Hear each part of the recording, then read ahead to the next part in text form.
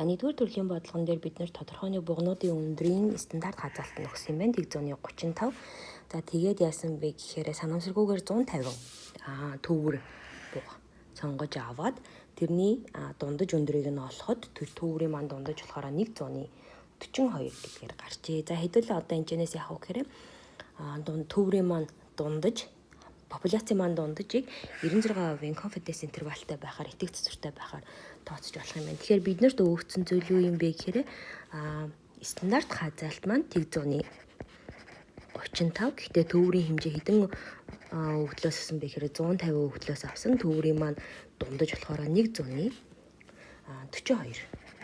За тэгээд энэчнээс бидний confidence interval бол 96%-тай гар ингэж өгсөн юм байна гэсэн. Тэгэхээр confidence interval 96%-тай өгөгднө гэдг нь бидний хувьд итгэх засвар маань ийм хэлбэртэй байгаа гэсэн.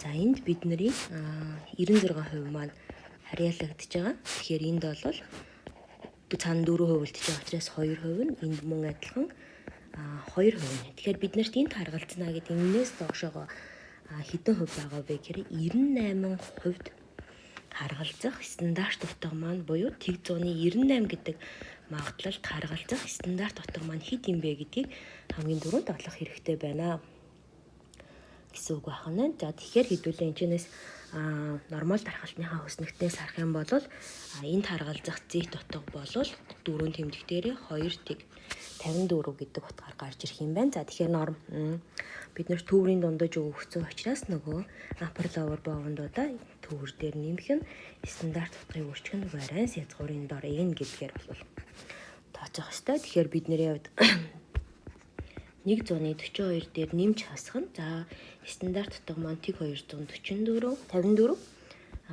стандарт хазаалт маань тэг 135 ингээд язгуурын дор 150 гэдгээрээ тооцож гаргаж ирэх нэ гэсэн. За эндээс тэгвэл бидний lower bound бол 136-аас бид нэр яах вэ гэхээр 148 м хүртэл яг төврийн маань дундаж олвол байсан байна гэж ойлгож болох нэ гэсэн үг. За ингээд ихний хэсэг маань бол маань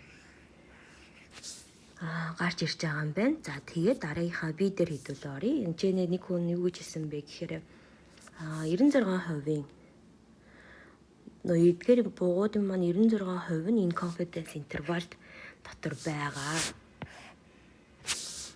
гэдгийг энд яг тухайн хүний маань зөв үү буруу юу гэдэг зүйлийн талаар бол ярьсан. За тэгэхээр нөгөө нэг нийт бугын 96% нь тухайн confidence intervalд байгаа юу үгүй юу гэдэг дээр хэдүүлээ тайлбар хийн. Тэгэхээр энэ дээр бол үгүй. Яагаад гэхээр бид нэр бол нөгөө confidence interval-ын маань 96% итгэх завсартай байна гэдэг бол энэ итгэх завсар бол юуны талаар ярих вэ гэхээр итгэх завсар бол бид нар нөгөө нэг өгөгдөл дээр маань юу яригдсан байсан бэ гэхээр дунджийн талаар энд ярьж исэн. Энэ дээр дундаж өндрийн талаар ярьж исэн. Тэгэхээр бидний хувьд бол энд байгаа итгэх завсар бол дунджийн талаар ярьж байгаа гэсэн үг. Дундаж өндрийн талаар бол ярьж байгаа. Тэгэхээр дундаж өндрийн тухай гэсэн үг тийм. Энэ дээр бол яг үгээр confidence interval бол тэнцээ байгаа нийт буугнуудын тус бүрийнх нь өндрийн талаар ер нь бол яриаггүй гэсэн. Одоо жишээлбэл 150 буугын одоо яг 96% нь гэдэг чинь хэдийн хий буу байх юм те. Яг тэдний талаар бол яриаггүй. Өндрийн тухай ярьж байгаа учраас тэр итгэх засварын хувь бол ямар өгөгдөл ярьж ин тухайн өгөгдлийн талаарх процессыг бол ярина гэсэн үг. Хоёрдугаар бодлогон дээр биднэрт юу өгсөн байгаа вэ гэхээр жижиг болон том утнуудын уттай видеодын талаар өгсөн. Гэхдээ бүгдээр үл хамаарах хэлбэртэйгээр нормал тохиолдолтойгоор загварчлагджээ. За тэгээ бидний олох гэж байгаа зүйл болохоор санамсаргүйгээр сонгосон 3 жижиг утны нийт масс маань болохоор санамсаргүйгээр сонгосон нэг том утны масснаас яаж байгаа вэ гэхээр их байлгадаг магадлалыг хэдүүлээ тооцож олох гэж байгаа юм байна. За тэгэхээр энэ бол өөрөө юуны тухай бодлого вэ гэхээр continuous random биш linear combination-ийн төрлийн бодлого байна. За linear combination гэдэг би энэчнээс яаж мэдж байгаа вэ гэхээр үл хамаарах хэлбэртэй одоо 3 ийм уутыг үл хамаарах хэлбэртэй нэг ууттай харьцуулж харах гэж байгаа гэсэн үг. За тэгэхээр би тэрийг яаж тодорхойлж хийж болох вэ гэхээр бидний олох гэж байгаа магадлал нь S1, S2, S3 буюу 3 жижиг ууттай үл хамаарах нөхцлүүд маань нэг том ууттайгаас их байлгадаг магадлал хэд юм бэ гэдэг энэ магадлалыг тооцож болох гэж байгаа гэсэн. Тэгэхээр энэ дээр бид нар яах ёстой вэ гэхээр энэ магадлалыг олохын тулд тухайн санамсаргүй хувьсагч нарыгаа би энд ээл байгаа юм чи энэ ээлийнхаа урагш нь оруулчих болно. Тэгэхээр хасах нь энэ тгээс их байлгадаг магадлал хэд юм бэ гэдгийг олж болно. Тэгэхээр энд үүхцэн нөхцлүүд маань яаж байгаа вэ гэхээр бүгдээрээ үл хамаарах нөхцлүүд дархалттай independent distribution гэдгийг бол заасан. Тийм болохоор дөрвөн ийм үл хамаарах нөхцөлийг нийлүүлэх гэж байгаа байхгүй. Тэгэхээр дөрвөн үл хамаарах нөхцөлийг нийлүүлнэ. Тэгтээ тэд нар маань тус бүртээ бүгдээрээ нормал дархалттай байгаа учраас тэдгээрийнхаа тэр дөрвөн нийлсэн зүйлийн нормал дархалтаар загварчлал ямар хэлбэртэй загварчлагдах вэ гэдгээ олох ёстой болж таарж байна гэсэн. За ингээд харах юм бол биднэрт нормал дархалт дээр манд дундаж үдээ зүйл хэрэгтэй. Тэгэхээр expectation нь болохоор S1, S2, S3 хасганы eel гэдгээр бид нар тооцно гэх юм бол ямар үйлдэл хийх ёстой юм бэ гэхээр liner combination-ийнхаа ёсоор тус бүрийнхээ дунджуудыг нэмэн гэхдээ томын дунджийг бол эндээс хасах ёстой байгаа гэсэн. За ингээд үзэх юм бол хэдүүлээ 16 дээр нэмэх нь 16 хасах нь 51-ийг хасч таарна гэсэн. Үнэхээр хасахгүй хэрэгтэй гэмцүү. За вариансийн хувьд болохоор мөн адилхан тус бүрийнх нь болох шаардлагатай. Тэгэхээр варианс бол үргэлж яадаг вэ гэхээр бидний хувьд нэмэгддэг. За тэгэхээр варианс S3 варианс хомын юу хасагдж байгаа ч гэсэн энэ нөгөө варианс шугамн хамаарлын liner combination-ийнхаа хамаарал ёсороо бид нар яах ёстой вэ гэхээр вариансыг бол үргэлж нэмэгддэг хасах нэг гэдгийн квадратор юу нь бол урагшаа гарч ирж байгаа гэсэн. За ингээд үзэх юм бол тэг 11 4 дээр тэг 11 4 тэг 11 4 нэмэгдээ тэг 19 нэмэгдэж ирж байгаа гэсэн. Тэгэхээр энэ 2.1. Тэгэхээр бидний хувьд энд өгөгдсөн нөхцөл 3 ширхэг жижиг ууттай тэндээс томын уутыг хасгаар энэ бол өөрөө нормал дархалттай загварчлагдана. Гасах 3 болон 2.1 гэдэг варианстай байхаар загварчлагдж байгаа гэсэн. Тэгэхээр одоо хэдүүлээ нөгөө олох гээд байгаа магадлалаа тооцож олъё. Энэ бол тгээс их байх хэвээр. Тэгэхээр би энд байлгадаг тгээс их байлгадаг зэт утгаа олох хэвээр. Тэгэхээр тгээс хасах нь дунджаа хасаад стандарт хазаалттай хувааж өгөх хэвээр 2.1-д. За ингээд үзэх юм бол зэт нь болохоор 2 тэг 70 гэдэг утгаас их юм байна. Тэгэхээр их байна гэдэг чинь бид нарт яаж байгаа вэ гэхээр нормалын мөрөө дээр энд тэг байгаа.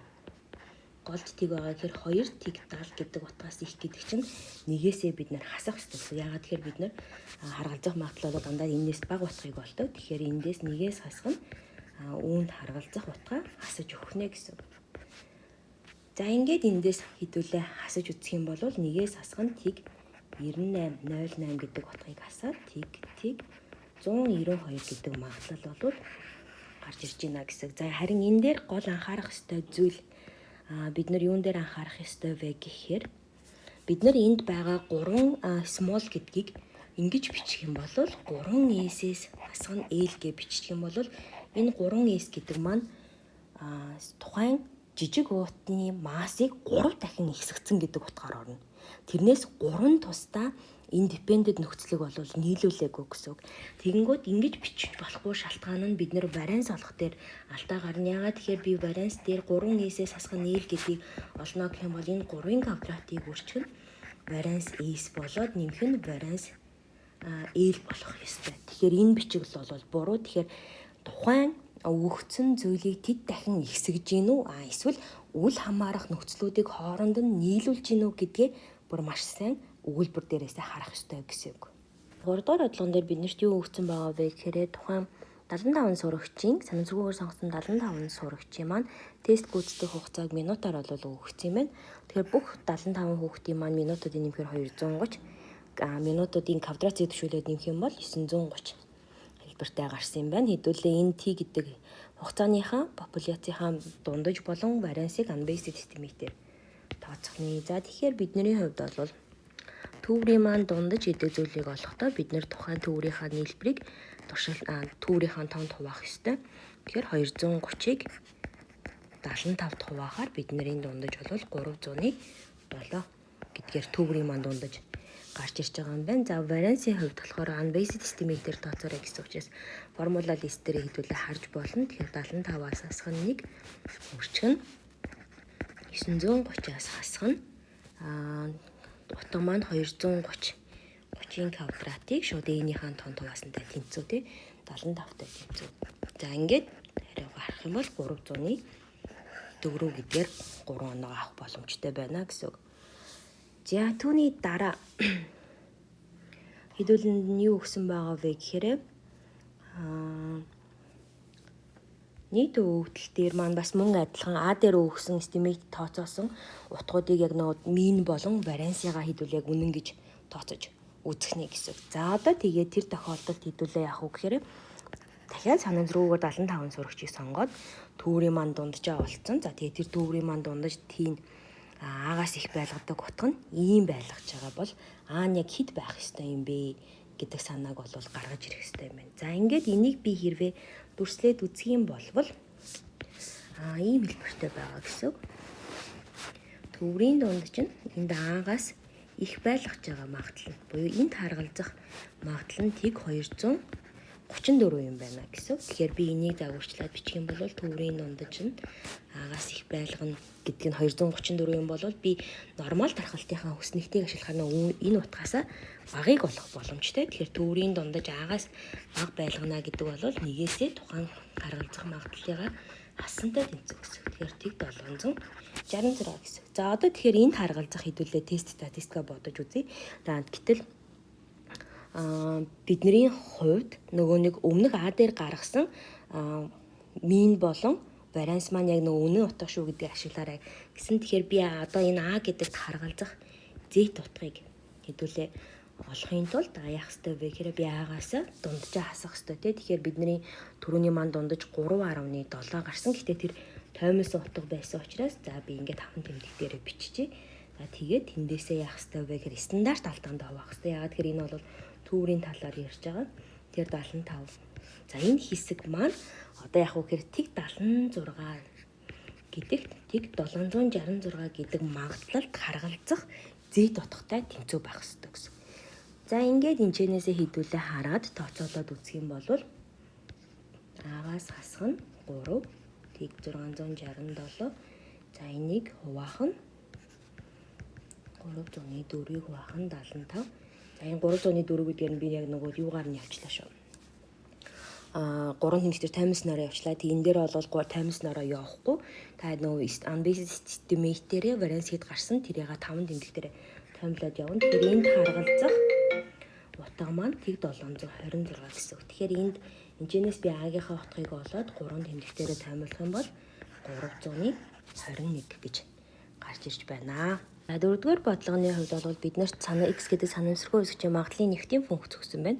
Тэр нэгтийн функц өгсөн байна гэдэг бол энэ өөрөө continuous random variable-ийн бодлого гэсэн. Тэгэхээр нэг функцээр тодорхойлогдоод магадлалын нэгт маань бол 2-оос 3-ын хооронд бол яг энэ өгсөн функцээр бол тодорхойлогддог. Бусад үед бол утгууд дээр бол магадлал нь тэгээр тодорхойлогддог байна гэсэн. Тэгэхээр яг энэ өгсөн завсарт бол бид нэр интеграл бодоход үргэлж нэгтэй тэнцүү байна гэдэг санаа яригдах ёстой гэсэн. Тэгэхээр хэдүүлээ интегралийн хувьд 2-оос 3-ын хооронд за А-г хуваах нь x квадрат гэдэг бол А-г үрчиг нь x-ийн хасах 2 зэрэг гэсэн. 18-ыг үрчиг нь x-ийн хасах 3 зэрэг гэсэн. За ингээд dx гэдгээр интеграл бодоход энэ үргэлж нэгтэй тэнцүү байх ёстой байх нэ. За ингээд хэдүүлээ энэчнээс интеграл аваад үзье. Тэгэхээр хасах 2 зэрэгээс хэдүүлээ интеграл авах юм бол хасах 1 зэрэг болно. Тэр маань хасах 1-тэй хуваагдана. За дахиад хасах 3-аас хэдүүлээ интеграл авах юм бол x-ийн хасах 2 зэрэг болно. Тэгээ хасах 2-той хуваагдана. За энэ бол дээд тэл нь 2, доод тэл нь 2, дээд тэл нь 3. За жоохон хэлбэрчлээд хэдүүлээ бичээд үзье. Тэгэх юм бол хасах А-г хуваах нь x нэмэх нь 9-ийг хуваах нь x-ийн квадрат. За тэгээд энэ бол 2-оос 3-ын хооронд. За хэлээ орлуулад үзье. А-г хуваах нь 3, нэмэх нь 9-ийг хуваах нь 9. Дээд хэлээ орлууснаас доод хэлээ орлууснаа хасах ёстой. А-г хуваах нь 2, нэмэх нь 9-ийг хуваах нь 4. За ингээд энийг ботход бидний хувьд бол 1 гарч явах ёстой. Тэгэхээр хасах А-г хуваах нь 3, дээр нэмэх нь 1, нэмэх нь А-г хуваах нь 2, хасах нь 4-ний 9 тэнцүү нэг гарч явах хэвээр. Тэгэхээр энэ хоёроос бол бид нар нэгүүдээ хураачиж болох юм байна.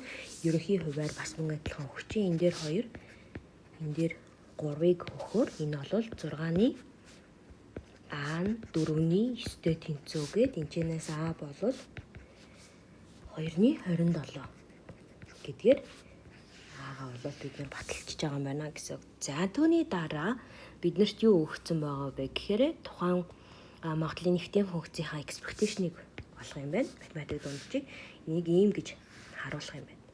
За тэгэхээр дунджийг хэдүүлээ олохдоо бид нар ямар үйлдэл хийх ёстой юм бэ гэхээр тухайн өгсөн магадлалын нэгтийн функцийг x-ээр үржүүлээд интеграл авах ёстой гэсэн. Тэгэхээр бидний хувьд за x болол яах ёстой вэ гэхээр 2-оос 3-ын хооронд интегралаа мөн адилхан бодно.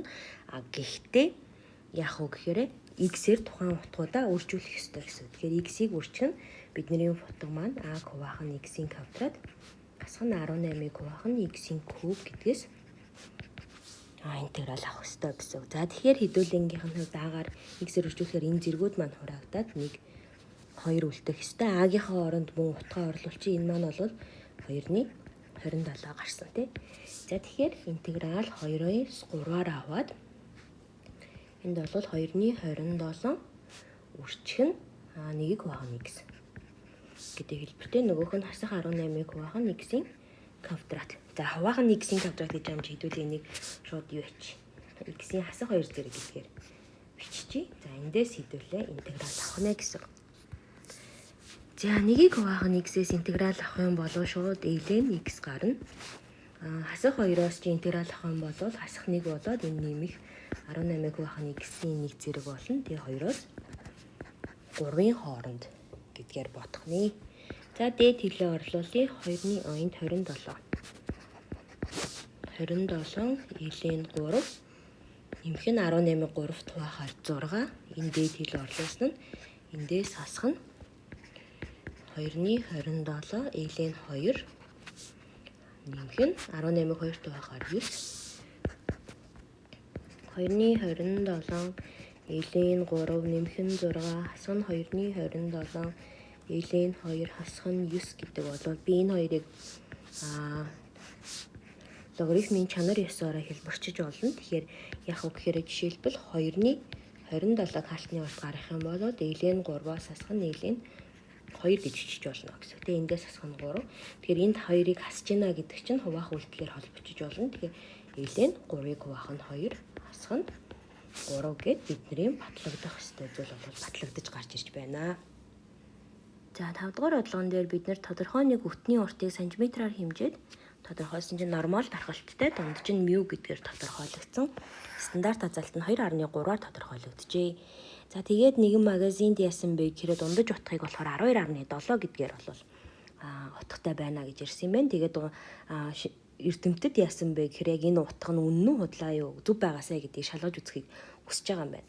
За ингээд хэдүүлээ яасан бэ гэхээр тэр эрдэмтэд 50 санамсаргүйгээр түүр сонгож аваад эдгээрийн уртуудын нийлбэрийн сонгосон чинь 597.1 урттай байсан юм байна. Тэгээ энийг хэдүүлээ 1% ач холбогдлын төвшнгөөр одоо яг 12.7-оос тэр дундаж маань утга нь өөр байна уу үгүй байна уу гэдгийг болохоор шалгаж үзхийг хүсэж байгаа юм байна. За тэгэхээр хамгийн түрүүнд бид нэр энэ өгдөл маань энэ таамаглалын тест маань 1 тэглэд байгаа мó 2 тэглэд байгаа мó гэдгийг тодорхойлох хэрэгтэй юм байна. Тэгэхээр энэ бол өөрөө 2 тэглэд тест байна. За тэгээд энэ дээр болохоор бидний хувьд нөгөө reason хэлээрэй гэсэн. Тэгэхээр нөгөө яагаад хоёр талтай 2 тэглэд тест байгаа вэ гэхээр бидний нөгөө нэг дундаж утгыг яаж байгаа вэ гэхээр 12.7-оос ялгаатай байна уу гэдгийг 12.7-оос ялгаатай юу үгүй юу гэдгийг шалгах гэж байгаа. Ялгаатай эсхийг шалгах байгаа учраас бидний хувьд бол 2 тэглэд тест байгаа юм байна гэсэн үг байна. За түүний дараа бид нар яг энэ тестээр 1% ач холбогдлын түвшингөөр шалгана. 1% ач холбогдлын түвшингөөр 2 тэглэд байна гэдгийг шалгахын тулд 2 тэглэд байгаа учраас энэ 0.5%-аар жишигдэх ёстой. Тэгвэл та шалгалтын дээр 1%-аар жишээд энэ дээр алтаа гаргаад ирсэн. Тэгэхээр хоёр талтай байгаа учраас бидний бол ач холбогдлын түвшин маань хоёрт хуваагдах ёстой гэсэн. За тэгээд таамаглалын тест шалгахдаа хамгийн түрүүнд хэдүүлээ таамаглалуудаа төвшүүлэх ёстой. Альтернатив таамаглалын хувьд болвол бидний хувьд дундаж маань 12.7-тай тэнцүү гэдгийг тайлбарлана. Гэтэл шитийг таамаглал маа шүү. Альтернатив таамаглал бол 12.7-оос ялгаатай байгаа юм байна гэдэг нөхцөлийг бол тайлбарлах хэрэгтэй. Тэгэхээр энэ бол өөрөө нормал тархалттай 12.7. За стандарт хазаалт нь 2.3 байсан учраас тэрийг варианс дэвшүүлэхээр 2 13-ын квадрат. Гэхдээ энд өөрөө түүрийн талаар ярьж байгаа. 50 түүр байгаа учраас би 50 хувааж өгнө гэсэн үг. Энд варианс яригдж байгаа учраас 50 гэдэг тоонд хувааж байгаа. Бид нар z утгыг олохдоо яаж яасан бэ гэхээр язгуурын дор 50 хуваадаг шүү дээ. Тэр язгуурын дор 50 хувааж ийна гэдэг чинь стандарт утга буюу стандарт алдаанд нь хувааж байгаа учраас язгуур аваад байгаа. Энд болохоор хамгийн гол нь нөгөө варианс бичигдэж байгаа гэдгээд нэлээсээ бодох хэрэгтэй гэсэн. За ингээд бидний болохоор төврийн дундаж маань өөр хэд байгаа вэ гэдгийг бид харъя. Тэгэхээр төврийн дундаж бол 597.1-ийг 50 хуваахаар энэ 11942 гэдэг утга гарч ирнэ. Тэгэхээр 11942 маань өөрөө бидний болох гээд байгаа дунджаас маань өөрөө бага байгаа учраас бага гэдэг утга дээрээ жишээд үүнд харгалзах z утга олно гэсэн. Тэгэхээр төврийн дунджаас угаасаа бид нар тест статистик гаргадаг томьёогийн тайлбарсан шүү дээ. Estimation-ийн 2 дугаар бичлэг дээр байгаа. Төврийн дунджаас нөгөө μ-ийн утга 12.7-га аслаа энийг стандарт алдаанд нь хувааж өгөх ёстой. Тэгэхээр энд 2.3-ыг язгуурын дор 50 хуваасандаа хувааж өгөх ёстой болж таарч байна гэсэн. За тэгэхээр одоо энд z-ийг тасах юм бол хасах 2 300. Тэгэхээр нормал тархалтын бид нэр мөрий дээр яг энэ голд тэг байгаа гэхээр хасах утгаас бага байна гэж энэ хэсгийг олно гэсэн. Тэгэхээр би энийг нэмэх утга болгоод их болгоод энэ талтаа гаргачих болно гэсэн. Тэгэхээр би энийг нэмэх утга болгоод нэгээс хасчих юм бол яг харгалзах магадлал маань гарч ирэх бүрэн боломжтой байна гэсэн үг. За ингээд гараад ирэх юм бол нэгээс хасах нь тэг 99.01 гэдэг магадлалыг хаслаа тэг 90-с энийг хэдүүлээ хувь руу шилжүүлээд үзэх юм бол тэг 100-ны 99% гарч ирж байна. Тэгэхээр тэг 100-ны 99% маань болохоор нөгөө ач холбогдлын түвшингийн 0.5%-аас маань их байгаа. Тэгэхээр их байгаа учраас энэ дээр бол тэг хувийн тэг таамаглал маань яах вэ гэхээр дэмжигдэж байна гэсэн. Тэгэхээр энэ дээр чи үргэлжлүүлээд нэмээд тайлбар хийх ёстой. Тэг таамаглал дэмжигдэж байгаа. Яагаад тэгэхээр ялгаатай байна. Одоо юу гэдэг дундаж утга 12.7-оос ялгаатай байна гэдэг хангалттай нотлогоо бол байхгүй байна гэдэг ч юм уу. Энэ тайлбараа чи өөрийнхөө заавалжгүй нэмж бичих ёстой гэсэн үг. За 6 дугаар одлогон дээр бид нар юу өгч байгаа вэ гэхээр А болон Б ширээн дээр үйлчлүүлж байгаа үйлчлүүлэгчдийн тоог 10 минутын давтамжтайгаар өгсөн. Энэ хоёр маань хоёулаа үл хамаарах тархалтуудтайгаар паузнаар загварчлагдсан юм байна. Тэгэхээр А ширээн дээр 10 минутанд 1.8 хүн, Б ширээн дээр 2.1 хүн ирдэг. За тэгээ эхний А дээр нь болохоор 15 минутын хугацаанд 2-оос олон хүн үйлчлүүлэгч ирж үйлчлүүлдэг. Гэтэ энэ бол А ширээний үед ирж байгаа. За тийм байлгадаг хэдүүлээ магадлалыг олох юм байна. За тэгэхээр бидний хувьд болохоор X гэдэг санамсаргүй өсгч фокусны дархалтаар А ширээн дээр бол 1.8-аар загварчлагдсан. Гэтэл энэ маань одоо 15 минутанд гэж байгаа учраас 10-д 1.8 байгаа бол 15-д байна гэдэг чинь 2.7 үйлчлүүлэгч ирдгээр байна тооцсон гэсэн. Тэгээ харгалзах магадлал нь X нь бид нэр 2-оос их үйлчлүүлэгч ирэх магадлалыг олно гэдэг чинь 2-оос дээшээгээ хязгааргүй байж болно. Тэгэхээр эндээс нэгээс хасах нь X нь тэг 1 2 гэдэг утгуудаа хасна гэсэн. Энд тэг гэдэг утга орж байгаа шалтгаан нь тэг үйлчлүүлэгч буюу ямар ч үйлчлүүлэгч ирээгүй байж болно гэдэг нөхцөлөөр хангах ёстой. Тэгэхгүй шалгалтын дээр та тэг гэдгийг нь алдагдсан. Тэгэхээр Егээс нь 2.7 1 2.7-гийн 1 зэрэг нэмэх нь 1-ийн хуваах нь 1-ийн багтрал 2.7-гийн 2 зэрэг хуваах нь 2-ийн багтрал. За ингээд энийг тооны машиндаа л ерөнхийдөө гараад ирэхэд тэг 500 6 гэдэг магадлалтай гарах нэ. Дээрээс нь болохоор аль ширээн дээр үйлчлүүлж байгаа вэ гэдэг А ширээн дээр гэж ярьж байхад шалгалтын дээр бас энэ хоёрыг нийлүүлээд 3.9-өөр бас бодоод исэн. Гэтэл энэ чинь нөгөө тухайн ширээг маань заагаад өгсөн байгаа учраас тэр үйлбэрээ нэлээсээ унших хэрэгтэй байх нэ гэсэн. За түүний дараа биднэрт юу өгсөн байгаа вэ гэхээр би дээр нь санамсаргүйгээр сонгосон 5 минутын туршид 2 ширээн дээр шүү. Одоо энэ дээр 2 ширээн дээр үйлчлүүлж байгаа үйлчлүүлэгчдийн маань тоо 4-өөс бага байлгадаг магадлалыг олно. За тэгэхээр бидний хувьд одоо энэ дээр яах гэж байгаа вэ гэхээр А болон Б ширээн дээр үйлчлүүлж байгаа гэхээр энэ дээр энэ хоёрыг нийлүүлж байгаа. Дээрэс нь энэ хоёр маань өөрсдөө үл хамаарах тархалтуудтай байгаа учраас энэ дээр liner combination явж байна гэсэн үг байхгүй юу? Энэ бодлогон дээр liner combination гэж заагаагүй ч гэсэн цаанаа хоёр үл хамаарах юмыг биенээс үл хамаарсан юмнуудыг нийлүүлж өгч байгаа гэсэн. За ингээд үзэх юм бол Паусны тархалтаар А дээр ирж байгаа магадлал нь 8.8 дундаж нь Б дээр 2.1 байсан учраас энэ бол 3.9. Гэхдээ энэ 3.9 маань өөрөө тэр дээд өгөгдсөн бодлогон дээр хэдэн минутанд байсан бэ гэхээр 10 минутанд өгөгдлөөр байсан. Гэтэл одоо бид нар чинь 5 минутаа загварчлах гэж байгаа. Тэгэхээр А, Б 2 ширээн дээр ирэх 5 минутны туршид дунджаар ирэх хүмүүсийн тоо бол 195 гэдгээр тодорхойлогдно гэсэн. За ингээд энэ хоёр ирэх А дээр ирэх болон Б 2 дээр нийт ирэх хүмүүсийн тоо 4-өөс бага байгаа гэдгийг олох хэрэгтэй. Тэгэхээр 4-өөс бага байна гэдэг чинь хэдүүлээ А дээр нэмэх нь Б бол тэг 1 2 3 хэдин бэ гэдгийг тооцоолоход хангалттай гэсэн. За тэгэхээр энэ тэнцүү Е-ийн хасах 195 зэрэг дээр нэмэх нь 195 нэг хүн ирвэл нэгийн багтраалт байна. 195-ын 2 буюу 2-ын багтраалт байна. 195-ын 3 зэрэг буюу 3-ын багтраалт байна. За энийг тооны машиндад хэдүүлээ гаргаад ирэхэд тэг 866 гэж гарч ирж байна гэсэн үг. За ингээд B хувилбар маань гарч ирж байна. За түүний дараа C дээр. За C дээр яасан бэ гэхээр B ширээн дээр хүлээж байгаа. За B ширээн дээр болохоор яаж байгаа вэ гэхээр хамгийн багадаа нэг үйлчлүүлэгч тухайн ширээн дээр хурж үйлчлүүлэх магадлал нь 90% ба. 90%тай байлгахыг болохоор тэр хүсэж байгаа юм байна те инспектор нь ялгагч нь. За тэгэхээр бид нэр бол яг хамгийн багадаа хэдэн минут ерөнхийдөө хүлээх юм бол тэнцээ ирэх B ширээн дээр ирэх хүний тоо нэг хүнтэй байх юм бэ гэдгийг минутаар хэдүүлээ тооцоолох юм байна. Гэтэ минутаа бүхлээр тавьсан. За B ширээн дээр ирнэ. Гэхдээ B ширээн дээр ирэх давтамжийн маань тоо дундаж маань ерөнхийдөө мэддэхгүй байгаа. B ширээн дээр ирж байгаа тоо маань өөрөө 2.1 гэдэг дундажтай. Энэ нөхцөл дээр болохоор яг тэдэн минутанд гэдэг нь нөхцөл яригдаг учраас 2.1-ийг x гэдэг нэг пропорцоор үржүүлээд гаргаад ирж байна гэсэн үг байна. За тэгээд B ширээн дээр ирэх магадлал маань хамгийн багадаа нэг хүн гэсэн учраас нэгээр жишнэ. За тэгэхээр энийг би шууд нэгээс ихийг хязгааргүй тооцож чадахгүй учраас магадлал маань тэгтээ тэнцүү байлгаж байгаа утгаар тэгтээ тэнцүү байлгаж байгаа утгыг асаж өгөх хэрэгтэй байна гэсэн. Тэгэхээр Е-ийн хасах 2.1x-ийг нэгээр үржүүлсэн. Тэгэд энэ болохоор 0.9-өөс их буюу тэнцүү буюу 90%-тай гэдэг чинь 0.9-өөс их буюу тэнцүү байх хэрэгтэй юм байна гэсэн. За ингээд энэчнээс хэдүүлээ харах юм бол энэ төгснөөгөө би тэнцэтгэлийн тэмдгийн нөгөө талд гаргачих. Тэгэх юм бол Е-ийн хасах 2.1x болвол 0.1 гэдэг магадлалаас бага. Тэгэхээр би эндээс хоёр талаас нь элийн суур авчий.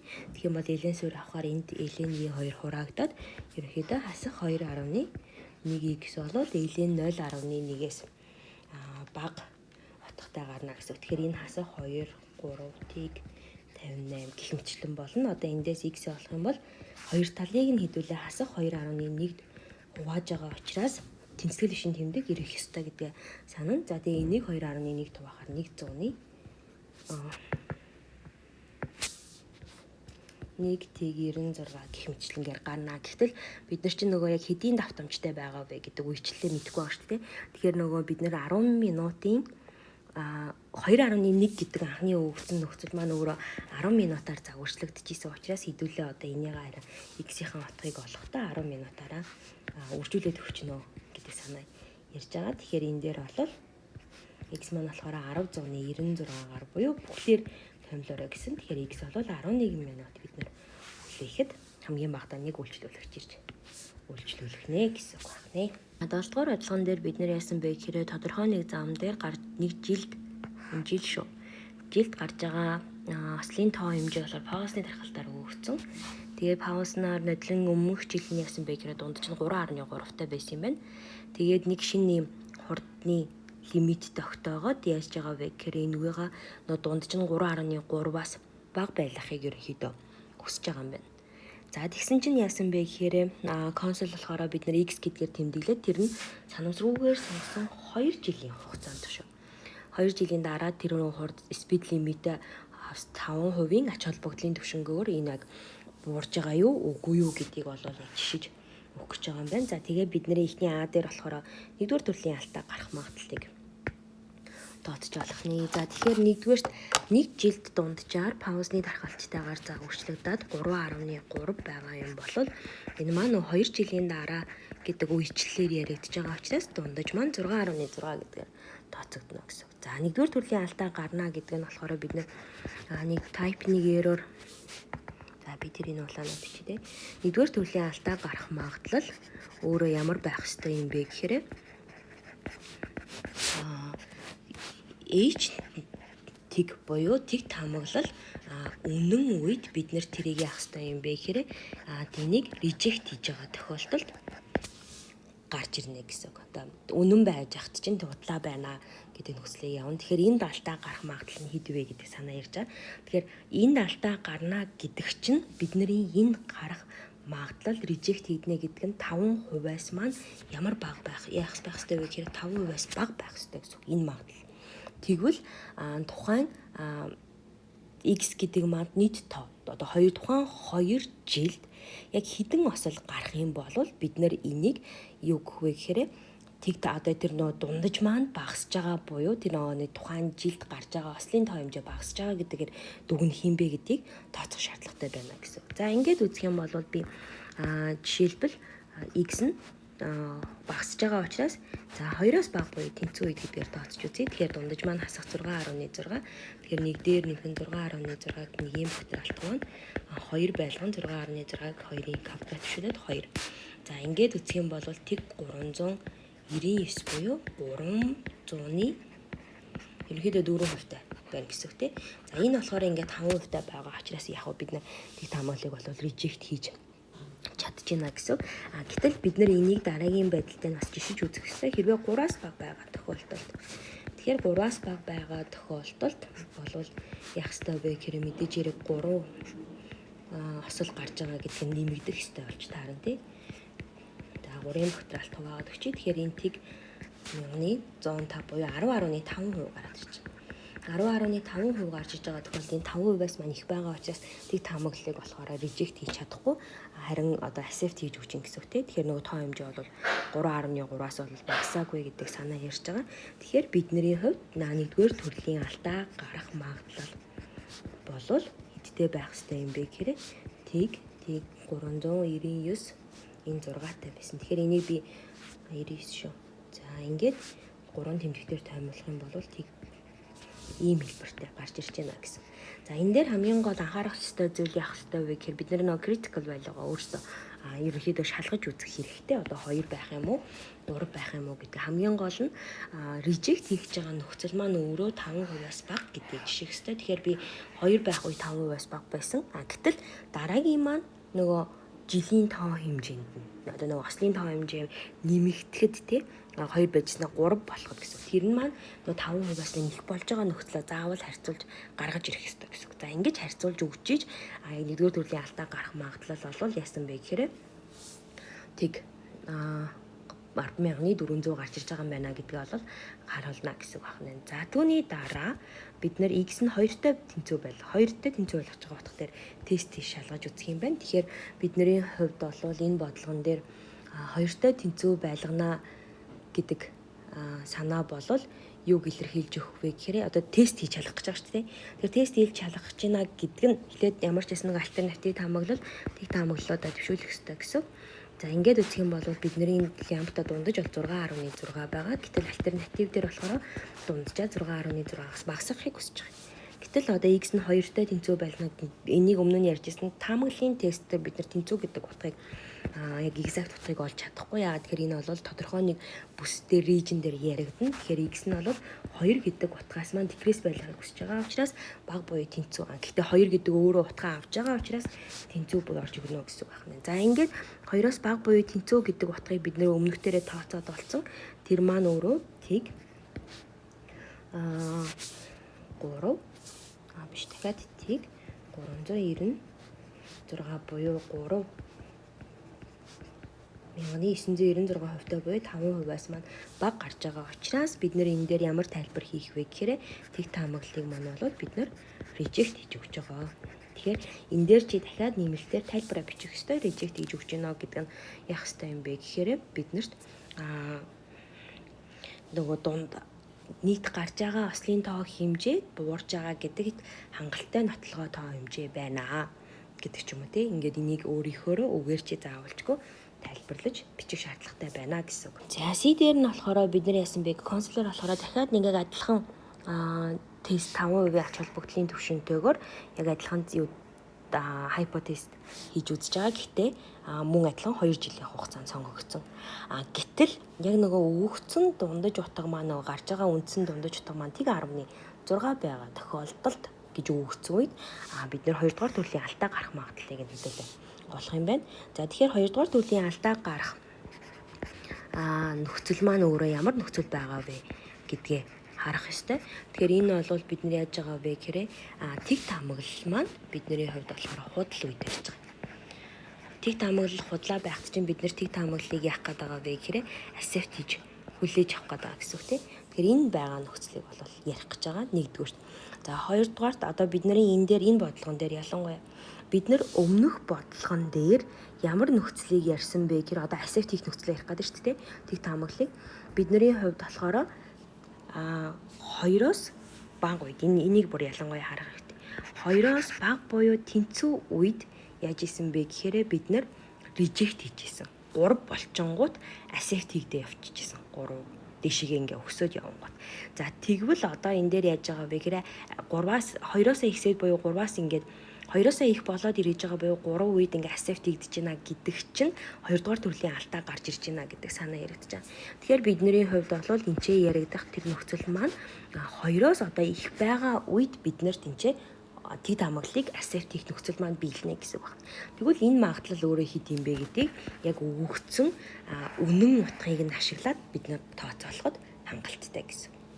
За ингийн тулд бидний нөгөө нэг жилд лямбда маань өөрөө тэг 16 гэж өгсөн бол Y гэдэг маань өөрөө паусны дархалтай 2 жилийн хугацаа ярьж байгаа учраас 1.2-оор бодчихно. Тэгээ би Y гэдэг хувьсчаараа 2-оос их гэдэг нөхцөлөө бодоход хангалттай гэсэн. Тэгэхээр Y нь би энэчнээс 2-оос их хязгааргүй болж чадахгүй учраас 2-оос бага буюу тэнцүү гэдгийг олно. За ингээд энэ хасах 1.2 нэг дээр нэмэх 1.2-ын 1-ийн багтрал 1.2-ын 2-ын багтрал. За ингээд хэдүүлээ хасаад өгөх юм бол энэ тийг 12.05 буюу 12.1 тийг 12.1% буюу за 3 хэмжлэрээ шууд амжилт тий. Зүр магадлалыг олох гэж байгаа юм чи.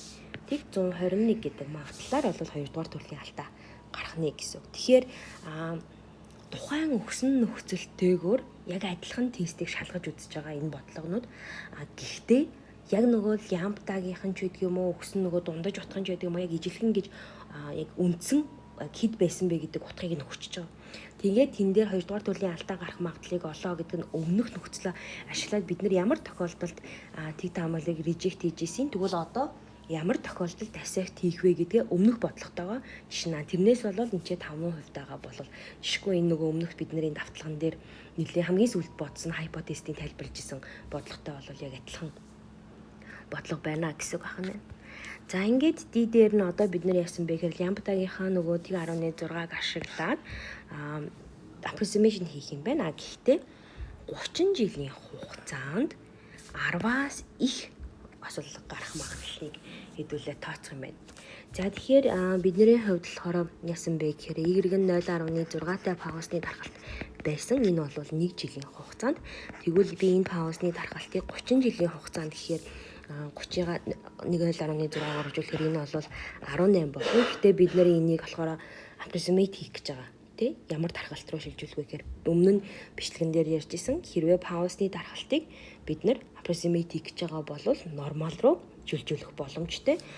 Тэгэхээр би паусны дархалтыг бол яах вэ гэхээр лямбдагаар өгөгдсөн дархалтыг нормал distribution руу шилжүүлж болно. Тэгэхээр энэ ч бол дундчинж норм лямбда стандарт варианс нь лямбдагаар тодорхойлогдно. Гэхдээ энэ лямбда бол ямар нөхцөлийг хангах вэ гэхээр 15-аас их байлгаж байгаа нөхцөлийг бол хангах ёстой гэсэн. За ингээд үзэх юм бол энэчнээс өөрөө Игэрэг нь нормал тархалтаар өөрчлөгдөн 18 18. За хамгийн гол санах ёстой зүйл өөрөө яаж байгаа вэ гэхээр энэ паусны тархалт өөрөө дискрет өгөгдөлтөөр яригдана. Нормал тархалт континуус өгөгдөлтөөр яригдана. Тэгэхээр дискретийг континуус руу шилжүүлж байгаа тохиолдолд бид нар яах вэ гэхээр continuity correction бол тооцох ёстой гэсэн үг. Нөгөө upper lower bound-а тооцож гаргаж ирэх ёстой гэсэн үг байна. За ингээд тэрийгээ олъё. Хослын тоо хэмжээ, игэргийн тоо хэмжээ 10-аас их байлгана. Тэгэхээр 10 өөрөө орохгүй юм чинь энд игэрэг яах вэ гэхээр 10.5-аас их байлгадаг нөхцөлийг олох хэрэгтэй гэсэн. Тэгэхээр 10.5-д харгалзах зэт тутгаа болно. Тэгэхээр 10.5-аас 18-ыг хаслаа. Язгуурын дор 18 тухай. За ингээ үзэх юм бол энэ зэт бол хасах 1.768 гэдэг утгаас их. Тэгэхээр нормал тархалтын маань хөсөг дээр энд тэг байгаа. Тэгэхээр хасах тоогноос их байна гэдэг нь бид нар хасах утгыг олж чадахгүй учраас энийг нэмэх болгож өөрчлөн гэсэн үг тийм 1.768-аас бага гэдэг энэ утгаар шилжүүлнэ гэсэн. Тэгэхээр энэ хоёр бол яг адилхан утгатай учраас би зүгээр энд харгалзах магадлал нь хэд юм бэ гэдгээ олоод 3 тэмдэгт дээрээ томилчихно гэсэн байна. За бүснэгтнээс харах юм бол энэ тэгээ 3 тэмдэгтээр томилоод 962 байх нэ.